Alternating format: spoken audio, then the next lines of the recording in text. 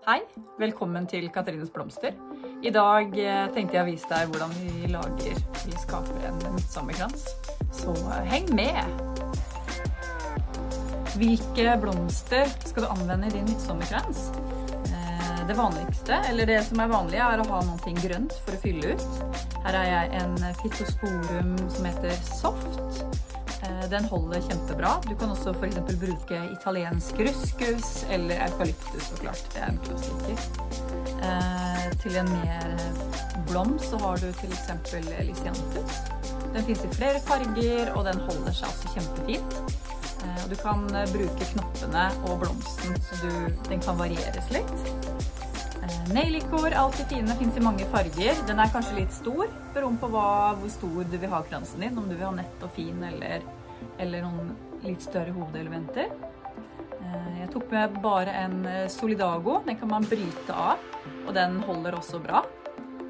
Og så har vi jo en kjempefin en som heter risp, eller statise heter den. Og den kan du også bruke, og den er helt perfekt å tørke, så den kan du ta vare på til senere også om du vil. For å lage en midsommarkrans så behøver du noen enstaka saker. 2 stykken ståltrådpinner. Jeg gisser den er ungefär 40 cm, den her. Myrten, eller myrttråd, kommer ikke helt ihåg. Den kan man spole opp på en litt mindre pinne, så er det mye lettere å jobbe med. Du behender litt fint vann for å feste. Du kan bruke et laken som du river opp også. Det gjør du akkurat som du vil med. Tykker om å bruke litt florateip. Det liker jeg å feste med. Du behøver en avbitertang, en saks eller en snittekniv og litt tid.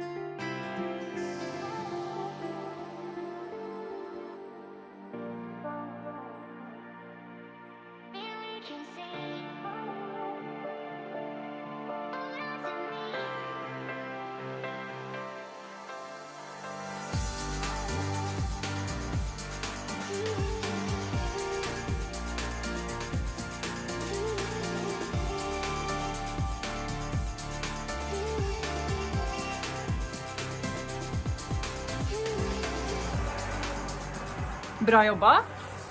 Det siste du skal gjøre nå å sette på bandet. Jeg liker å ha ett langt stykke band. Det finnes flere måter å gjøre det på, men da trer jeg bandet inn gjennom det ene hullet.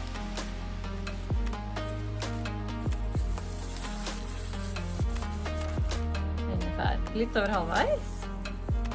Så trer jeg andre inn i det andre hullet.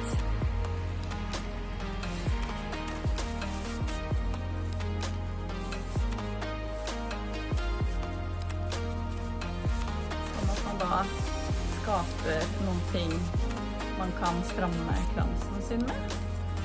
Og så kan du velge hvilken vei du vil ha den. Det velger jeg å gjøre så her. Og da kan jeg da justere litt bak her, rett og slett, til jeg kjenner at ok, det her er helt perfekt for meg. Og da knyter jeg helt enkel sløyfe bak. Så dette er kransen du har gjort med dine egne selvvalgte blommer. Grattis! Med det så ønsker jeg dere en fantastisk fin midtsommer.